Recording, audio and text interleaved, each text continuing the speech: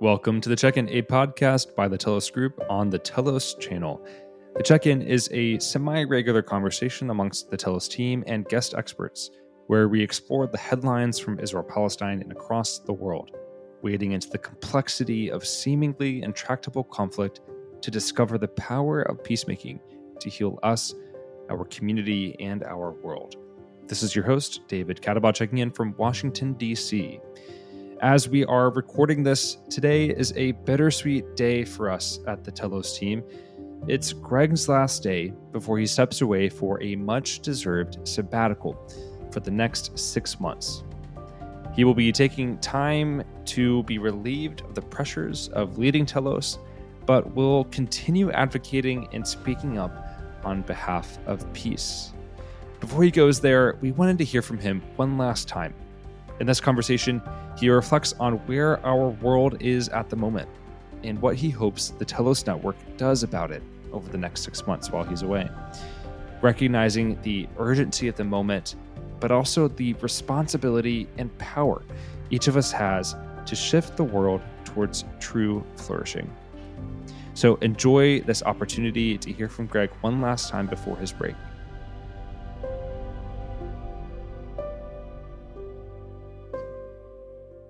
Good morning, Greg. Where are you checking in from? I'm at home in New York City. Amazing. Well, it's kind of strange to be having this conversation, the last one we will be having for a long time. Thank God. I'm conflicted. I'm sure it's a lot of mixed emotions because you're getting a much needed break after many, many years of service. Yeah, I mean, it is, but quite frankly, it doesn't feel like I'm going on break. I have some plans we can talk about later, but I'm also really excited to see how Telos grows during this time. We have an amazing team, and DCAT, me, I have a million ideas all the time, even when I'm not caffeinated, like right now. That's an asset to our team. I don't want to, talk myself down. And we have an amazing team of really creative, motivated people. I think it's going to be amazing for this particular team to not have me in your head for a while and to see what you do. Like, not that, my leadership is in any way, I hope it's not sort of like prescriptive or directive or top down heavy, but I really want to see how Telos rises to this moment, because for Telos to have the impact we set out to have, our team needs to grow, the movement needs to grow, we need to get louder, we need to get more organized, and I think the skills of this team and our network are just extraordinary, and so I'm really looking forward to seeing how it evolves. Well, you will very much be missed, Greg, both from a leadership perspective. Your ideas really push us to grow and think more creatively, but also from a personal perspective, just having your voice on the team and friendship and insights. It's going to be strange not having you here. I mean, you're so core to who Telos is, our identity. But as you said, there's a lot of excitement going forward to see where our team grows, to see what direction we move in, and how we rise to the occasion. These issues are still so present and so urgent, and hopefully you will have some time to rest and connect with yourself and continue to thinking about what's ahead for you. But I know that you are also not, you're not going to be able to turn away completely. I mean, this is your family, this is your community that's being affected right now. So I know there's still so much on your heart and mind about how you'd want to use this time in the next 6 months. Yeah, I know we want to dive right into conversation. It will be nice not to have to raise money and manage people and think about all the organizational stuff that takes up a lot of my energy. And it's also going to be nice for me to be active on Palestine in different ways, complementary. Like, I believe the core values of Telos with all of my heart, but I want to be able to sort of experiment in ways, different ways of being active on this issue. I think it's it would be nice to get some rest. I'm going to try to build that in in some sense. I think just not Knowing you, having, that might be hard. well, no, but DCAT, thank you. But like, honestly, not dealing with some aspects of the job, which take a lot of energy, that's going to be rest for me and allow me to sort of like dive more deeply into this moment.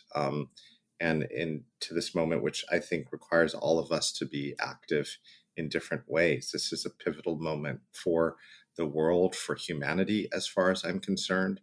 My family, my my people, if you will, happen to be bearing the most unimaginable cost right now, and sadly, I think will for some time. But it's going to touch all of us, and it is touching all of us in ways that we can't see, and hopefully we can all rise to this occasion and protect the lives of so many who are still in the crosshairs and will be, and that includes us eventually too. And so it will be a time of rest and rejuvenation, but also just a little bit redirection for Telos and myself.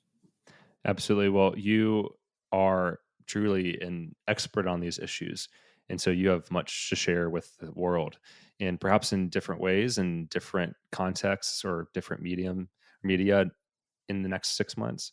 But while we still have you here, I would love to dive further into your analysis of this moment, what you were just naming, where we are at in the world, where we are at in the region as you see it, and particularly starting in Gaza. I mean, we are 9 months into this devastating set of circumstances and realities on the ground where famine is rampant, and really the military invasion and bombing hasn't stopped. So, can you just catch us up to speed from your perspective? Where are we right now in the region? Well, we are in such a dark place for humanity. I mean, we have all these slogans about human rights, about preventing atrocities, and look at what's happening on the ground in Gaza.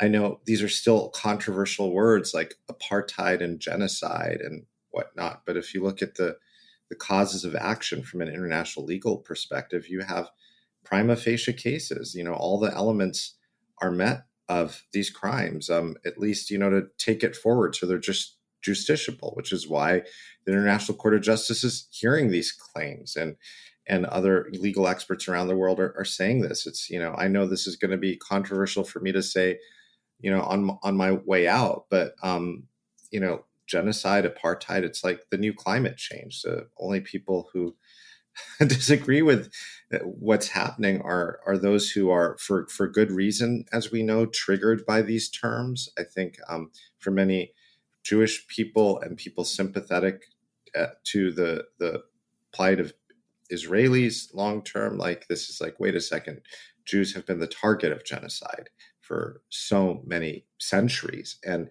now Israel, which is created ostensibly as a safe haven for the Jewish people, so that they can never be again targeted. Now Israel is possibly complicit in the crime of all crimes, and obviously there's a lot of resistance there. But then there's a lot of denial from those who are complicit or responsible or simply not paying attention. If you're looking at what's coming out of Gaza and the clear intent that has been demonstrated for so many months, and some would argue for so many years, this is just a terrible situation. And I'm sorry to push some in our network with that analysis on my way out, but I just the state of the world is so fraught. And if you care about Israel, if you have very different politics from mine, for example, like, this war, this absolute devastation has produced the exact opposite results of its intended objectives. So Hamas's ideology is stronger. Very few of the hostages have been released in good health, except for under negotiation. Israel is clearly well on its way to being an international pariah state. Like, if this stops today, an entire generation around the world, an entire world, is seeing and analyzing Israel and Zionism differently. That's not just going to change overnight. That's not a messaging problem for Israel.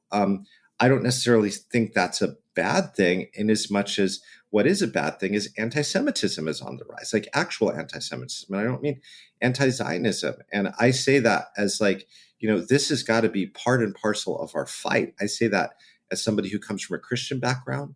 Anti-Semitism for centuries has been rationalized, sanctified with bastardized Christian theologies. So anyone who's had any contact with Christianity has a responsibility to combat anti-Semitism. I also say that as a Palestinian, because it's not just Jewish people who pay the cost of anti-Semitism. Palestinians do too, as we see so clearly on the ground right now. And so when at Telos we say that the only good future for everyone is a good reality for all Palestinians and Israelis, we really mean that. And so, the specter of anti-Semitism on the rise, not anti-Zionism, those are two distinct things, but anti-Semitism, I think is a scourge for all of us. And it means it takes us much further away from that North Star of fundamental human rights for everyone, whether it's 1, 2, 6 states. That's got to be like our measure. And so, 9 months into this absolute horror, things are exactly where we predicted them to be on October 7th and many years ago, in fact. And I don't say that with any great pride, but it's just, it's terrifying. And so when you ask the question of like, how do you analyze this current moment? I say it's beyond tragic. It's horrific, beyond belief. It's totally predictable. And what's coming next, I don't want to fearmonger, but is so much worse if we can't figure out a pivot. We are on the verge of real regional escalation, collapse of all the leadership, because it's a complete failed leadership from Hamas to the Palestinian Authority, obviously to Israel, American leadership. And so, this is a really, really dangerous moment. And we all have to figure out, how can we imagine a different reality, but work towards that urgently and with great energy. Greg, I appreciate the way that you are just very clearly naming what you see. We talk about our first practice of peacemaking being listening to understand. You have to see the world as it is before you can hope to participate in its healing, to imagine this new future beyond the one that we've inherited with all of its violence and destruction and domination. And what you're telling us is almost too large to hold or imagine, but it requires us to do the work of encountering it, understanding it, and then responding to it. We have a responsibility in this moment as American citizens, as international participants in the world order, and as people of conscience, right? Who want to see all people flourish and who don't want to see, as you're saying, a potential genocide happen. I mean, this is a responsibility for all of us to participate in ending this, right? In investing in a future where Palestinians can live freely and with dignity, and Israelis can too. And that, as you're saying, is only being made harder by everything that's happening for Israelis and Palestinians, and even for us too. And on that point of the risk of escalation that's happening now too, I want to hear your perspective. I know, and a lot of international attention is being given to the northern border of Israel with Lebanon, and the escalating violence with Hezbollah. Where do you think that's going? What's the current status of it, and how should we be paying attention? Well, I think there's a risk of this being sort of a comparatively low level conflict to what's happening in Gaza. We see escalation throughout the West Bank as well. Israeli forces invaded the northern West Bank town of Jenin, and we've seen the most significant fighting for months now on the Israel-Lebanon border since 2006. Whole Israeli communities are evacuated, hundreds killed in Lebanon. I mean, this is some really serious stuff, and there is a real risk of escalation just because Hezbollah has military capabilities that far exceed Israel's. Far exceed Hamas's? Far exceed Hamas's. Thank you. I misspoke. I'm still not caffeinated properly. I think that the bigger thing is that we have such failed leadership everywhere. And I want to emphasize that point, because when I say we, it puts the responsibility back on us now that we have leaders not working for our interest. And this failed leadership, a lot of folks have an interest, in escalated conflict. There are, we saw what happened on October 7th. It was called Al-Aqsa Flood after Al-Aqsa Mosque in Jerusalem. There was a rationalization, and I think a larger story here connected to Jerusalem from Hamas's perspective. During the Trump administration, President Trump's policy was to isolate the Palestinian issue. So he moved the U.S. embassy from Tel Aviv to Jerusalem to say, hey, Palestinians, this is a done deal. Jerusalem's not going to be your capital. You're not going to have access here. We're moving forward. Then he brokered the Abraham Accords, sort of these trade treaties with Gulf states and some other Arab nations. Say, hey, Palestinian issue, you're back burner. We don't even need to think about you. And I think that very much set the stage for this. And along with Democratic administration's policies for years, I'm not sort of telling the whole story in this moment. But the reason why I'm saying that is like Jerusalem is so central to this. And then now you have, Hamas launching October 7th in that frame. And you have right-wing leaders in Netanyahu's government who, long before October 7th, were, decades even, were part of these movements that wanted to destroy Al-Aqsa Mosque and rebuild a third Jewish temple there. These are not fringe ideas. This sounds crazy and apocalyptic, but some of these folks are in power now. And they've been talking about transfer and expulsion of Palestinians from, West Bank, what they call Judea and Samaria, and Jerusalem, even as citizens of Israel. Some of these are folks in the Israeli cabinet now. This is not the majority of Israeli Jews, but these are positions that are not fringe and held by people in power. And expulsion of Palestinians, finishing the Nakba long before October 7th. And then look at the rhetoric since October 7th, talking about, invoking Amalek, this rationale for genocide from the Old Testament, which Netanyahu did, and so many people, and so many other statements like this. Imagine what happens when, we see what's happening on the northern border that's simmering at this low level, but intense conflict that would have daily coverage were it not for what's happening in Gaza. Imagine what happens if and when this comes to Jerusalem. Things get out of control, and we don't have any leaders at the wheel who are even really paying attention to this, like other than those who want to drive this out of control. Remember Netanyahu, his coalition falls. He probably goes to jail for corruption charges that he was facing long before October 7th. The country, Israeli Jews in particular, are largely extremely unhappy with his leadership. I mean, look at what happened with October 7th. A couple weeks before it happened, he moved troops from the Gaza periphery, the Gaza envelope, to the West Bank to basically support the expansion of settlements, and just leaving these border communities quite vulnerable. And look at what we saw happen. So he's not popular there. And so when you ask the question about like the northern border with Gaza, there's, the Houthis, and there's all of these little things simmering around, and they're primed to explode if the right match is lit. And I worry every day this goes on, that's what's going to happen.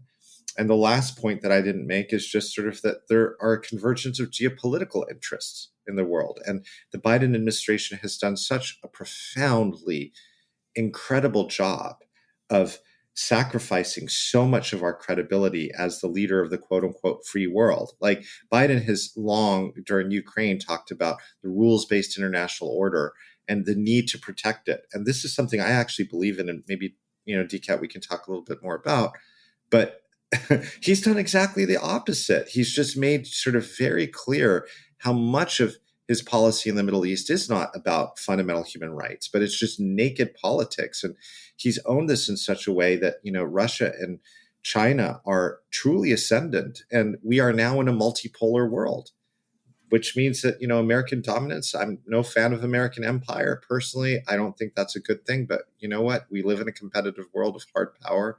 I'm really worried about, like, this next decade and what it means when there's going to be all of these different forces, regional forces and others competing for power and using very violent means around the world. And yeah, that's just where we're at. Well, to that point of sacrificing credibility and not investing in the possibility of creating a new future, for the region. I mean, I was seeing reports that the U.S. government was essentially giving the AOK to escalated conflict on the northern border, as in giving Israel the AOK to escalate with Hezbollah. And even, we think about the past 9 months and the numerous vetoed resolutions at the UN Security Council that the U.S. did, vetoing ceasefire resolutions, right? I want to bring it back to right now, where we are and the opportunities for us as Americans to invest in new policy. What does that look like? For so many of us, we have been calling our elected officials, sending in letters. We have been, perhaps on the streets or going to vigils or talking with our family members. What, from your average citizen's perspective, is the invitation right now to help shift policy so that the U.S. government's power and policies and funding can be invested in a way that actually creates the possibility for not only a de-escalation, but for an investment in a lasting future of peace? Well, first, keep speaking up and keep paying attention. So keep listening, keep speaking up. This is absolutely critical. Change does not come easily, and change happens in ways that are very hard to predict. And we'll tell the story 20 years from now, but when you're in the thick of it, it's really hard to see what's going to drive that change. And often it feels incredibly frustrating. All those conversations you're having, all those calls you're making. I can tell you, DCAT, we had this Telos gathering in DC for 45 pastors from our Christian leadership network, which you direct. And that was really significant because these communities, they stand at the moral and political center of our country right now. These are the so-called swing voters, but also so much of what's happened in the Middle East is being promoted and for decades and sanctified by Christian communities.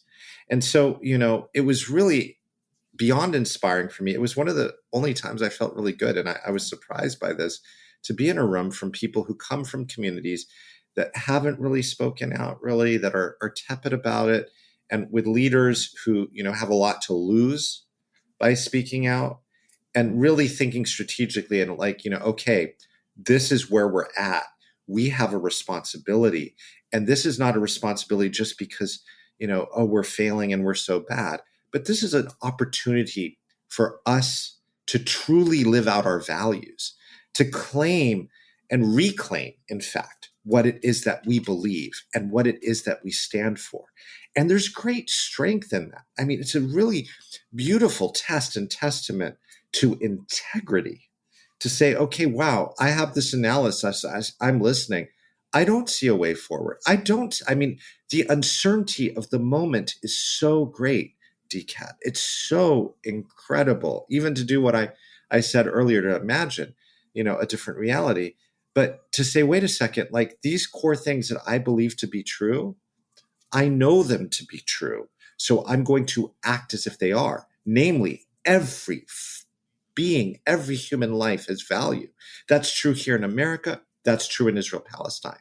And so if our policy is promoting a result in which some millions of people live in an oppressive system for decades based on who they are, and our money and our politics, no, we've got to resist that. If it's resulted in this massive rupture that we're seeing, that is definitely leading Israelis and Palestinians to a horrible place, while Palestinians are suffering horrors that most human beings in the entirety of human history can't even imagine, and are co-authored by President Biden, Secretary of State Blinken, NSC advisor Jake Sullivan, like all of these people. Like, this is our opportunity to rise up and say, like, even if we don't see what comes next, we know this is heading us to a terrible, terrible place. And for our faith as Christians, if that's who we happen to be, for our values and our ethic as Jewish Americans, our faith as Muslim Americans,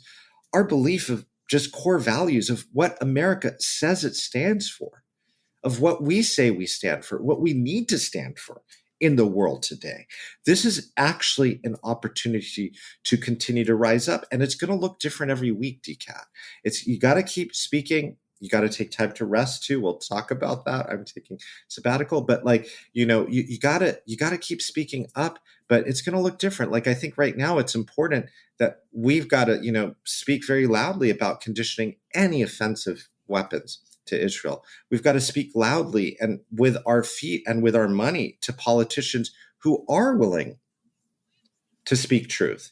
I mean, I don't know if you were paying attention, DCAT, to what happened in New York here this week. Jamal Bowman, interesting character, but the guy's been speaking out for a long time with integrity for ceasefire. The pro-Israel lobby, AIPAC, decided to dump $15 million into a Democratic primary to unseat him. And there were a number of other mega donors outside of New York who, contributed about more than $10 million. These are astronomical sums to unseat an incumbent in a primary election. Never happened in American history ever before. That's insane. Now we know what our democracy is about. You have enough money, you pour it in. And so we've got to speak up. And it's going to continue right through this election, because remember, so many folks on this call are folks who come from quote unquote swing states and don't vote according to party line every day. But so we're going to be just as divided, if not more, no matter who wins after this election. Our voices have real power, but they only have that power if we use them and use them consistently. So I would ask our friends continue to tune into what Telos is doing. We're trying to step more into this communications and advocacy space and give you more specific asks that can have impact on a day-to-day basis. Prime Minister Netanyahu, for example, is coming to a joint session of Congress on July 24th. A joint session. The person who's had the most standing ovations already in American history in front of our Congress is Israeli Prime Minister Netanyahu. How crazy is that? And how insane is that? So call in your members today, talk to your friends, say, we got to condition aid. No, of course, we're with Israel's, if you come from a pro-Israel perspective, Israel's right to self-defense, like any nation, they're our ally, but no more offensive weapons. No more offensive weapons. If Iran attacks again, and we want to help shoot those weapons out of the sky, amazing. That's a good thing, right? To protect Israel from these aggressions, but no more offensive weapons. It's at least got to be a baseline there. Why are we inviting Israeli Prime Minister Netanyahu to join? Just disinvite him, protest, don't show up if he ends up coming. And Christians United for Israel is holding its big conference, this largest pro-Israel lobby in America, just right after that. Are we protesting? For those who are Christian on this call, do these folks represent you? Is this what the Christian witness looks like, to have this lobby that has long been advocating and saying that Palestinians are not even equal human beings? Meanwhile, more than 3% of the Palestinian Christian population in Gaza has been killed over the last 8 months, not by Hamas, but by Israeli missiles and weapons, including members of my extended family. And meanwhile, the Christian population has been calling out for decades, the oldest Christian population in the world. Hey, we're here. How do you think you got your faith? Want to look at those teachings of Jesus and maybe stand, and try to live those out alongside us. And now they're disappearing as well. This is not a foregone conclusion, but it is if people don't speak up. Pay attention, listen to these voices, listen to Telos, and do whatever you can. It may feel completely frustrating. You may have all sorts of unhappy, unpleasant interactions. It's nothing compared to what the people in Gaza, in Israel, in the West Bank are experiencing right now, but it's the only way that we can do hope together, build hope for a different way forward.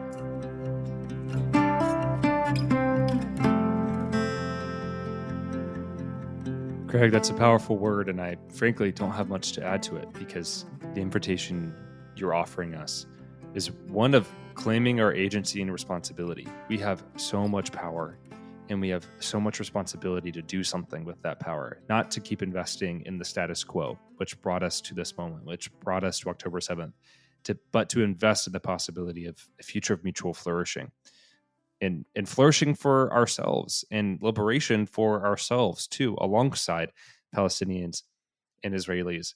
And you were naming that our voices have so much power and influence right now. And they especially have that power when we speak up in a unified voice, when we recognize that we are a part of a larger movement, and when we invest in building that movement and bringing each other in. The question many of us should be asking right now is, who's not here that needs to be? Who has not been speaking up that needs to be in my community? Has my faith leader not been speaking up or been silent? Has my community leader, whoever it might be, my educator, university administrators, we need our people to be speaking up and to be standing, hand in hand with a unified voice, with a unified vision beyond the binaries that have trapped us and these exclusionary, exclusivist, conceptions of the world. We have to move forward with this vision of collective flourishing or collective liberation. So we want to be a resource to you all to do that. We, have been creating these resources, educational advocacy resources. Continue to see us in as a resource, and please let us know what you need in your community to continue doing this work. We are not doing this alone. We need your support both on the streets and in your communities, but in conversation too, right? Our community is only as strong as we make it. So see us as a resource and continue investing in this community. We need you all. Before we close, Greg, I wanted to give you one last moment to offer a final word before your long sabbatical, where we won't hear from you, and rightfully so. So you have the chance to disconnect. But anything you want us to hear before you go? This is much a message to myself as it is to everyone else. It's like, just Nike, just do it. It's going to be hard, but like, even if your voice shakes, even if you don't have the words, I just did like an interview this week that I'm really, I'm ashamed about. I didn't represent in the way that I need to. And I'm not looking for positive reinforcement by sharing that. But like in this final word, what I'm trying to say is that, like, it's never going to be perfect. We're never going to please everyone. We're never going to get all the words right. And it's never going to be just one time. It's going to look different in every moment. And DCAT, the thing that you said that I think is so critical too, is to recognize that those around us who haven't spoken or who have spoken differently hold even more power than us. So keep speaking up.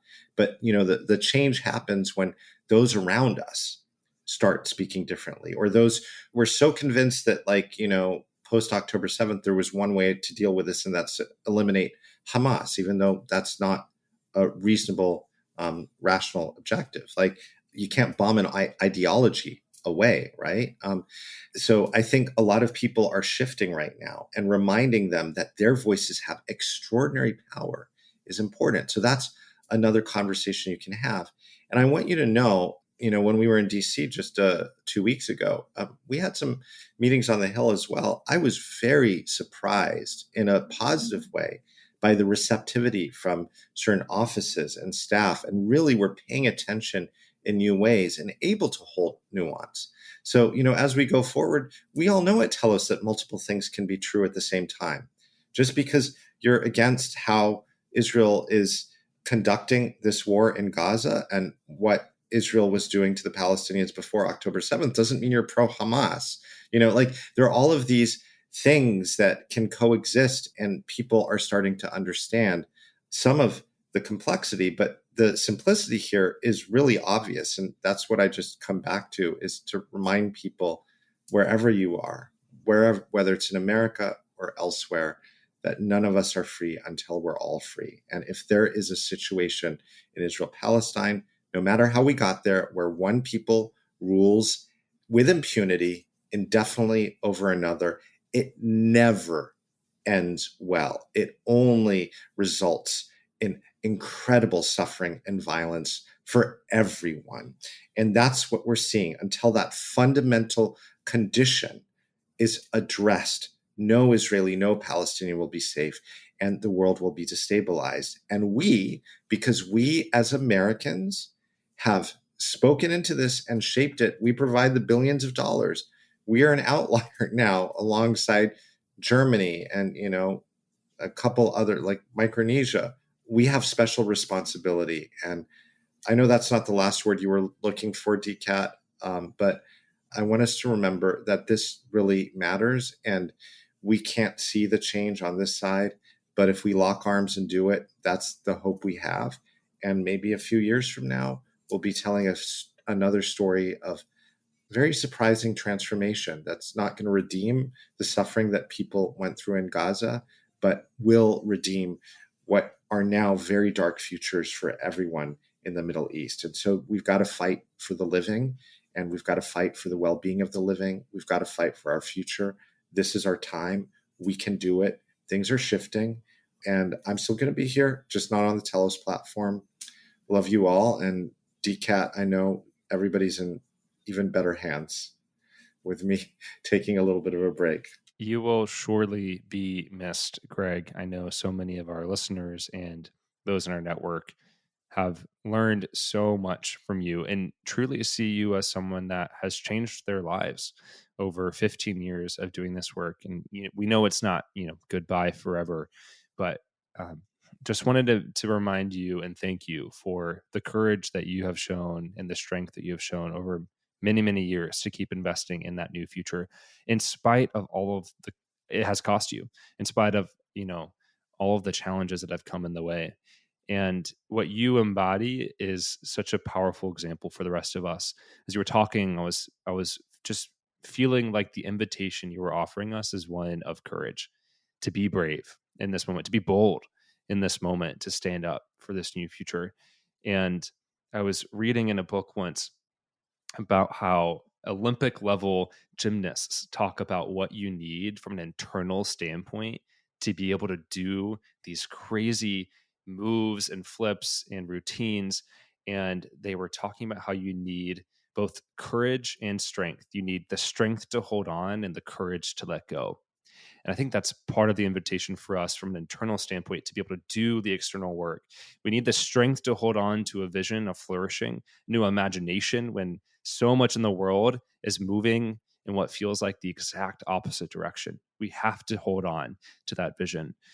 And we need the courage to let go of the fears, perhaps, that are holding us back from speaking up loudly, the courage to let go of any shame that we might have about not speaking up before this moment. We can let go of those things. What we need now is the courage to name the moment we are in today and the opportunity we have right now to be a part of the work of peace. DCAT, I love that word. I wish it were mine. And I want to add one small last word. I think this is so critical for our listeners. You say we. Who is we? In the States and many places around the world, even, we, the people, have a fetish with the leader. Like, this is the person, or this is the extraordinary gymnast doing all the flips, or here's Mother Teresa, the peacemaker, or Dr. King. And it's like, well, I'm not that person. And it's their responsibility. It's not mine. That is not how change happens. We're really bad storytellers about the real world. Real change comes from the ground up. It comes from the bottom up. It comes from us. And if we are upset with our leaders are a reflection of us and what we will tolerate. We allow them to lead in so many senses. And so I just want to remind everyone, like, we don't have to have the perfect words. We don't have to have all the answers every single day. We are the ones who drive and embody the change. We just have to make it happen. If I don't go to the gym, I can't get in shape if that's a goal. If I'm training for a marathon and I'm not running, it's not happening. The same is true of peacemaking. We're all responsible. It's not whether we change the world, because we all do, whether we like it or not. The question is how. So remember this going forward. This is not about being some, vaunted figure, being some big politician, being anything. Like, yeah, they hold a lot of power, but the reason they have power is because of what we do or what we don't do. So this is our challenge right now, to joyously embrace our agency and say, we are in a position of privilege. We're going to allow ourselves to be happy. My family over there would love to be in the positions that we're in and would love to be able to enjoy life too. And we are the ones who drive change. Whether or not that will ever be acknowledged in the history books or not, that's the way this reality works. And so when you exhort us, DCAT, to find that courage, I want you to remember, like, it's going to count for something. It's going to count. It is counting. It is driving change. We have the power. We can do this together. That's a word. I have nothing to add to that. Thanks, Greg. Enjoy your sabbatical. I hope we don't hear from you. Don't reach out. Well, I hope I don't hear from you. No offense. Yeah. Because that means there's like a crisis or something. Yes. Yeah, we definitely hope that does not happen in the next couple of months. Well, enjoy your time, and we're thankful for all that you've done and invested. Folks, thanks for listening to the show. You can leave a rating and review on Apple Podcasts and Spotify, and you can subscribe to the Telos newsletter and Instagram, where we keep you up to date with all of the new resources and analysis. And if you're enjoying the show, please consider becoming a monthly donor to Telos. All of this happens because of the generosity of our network and support of our community. With that, thanks for listening, and we'll see you next time.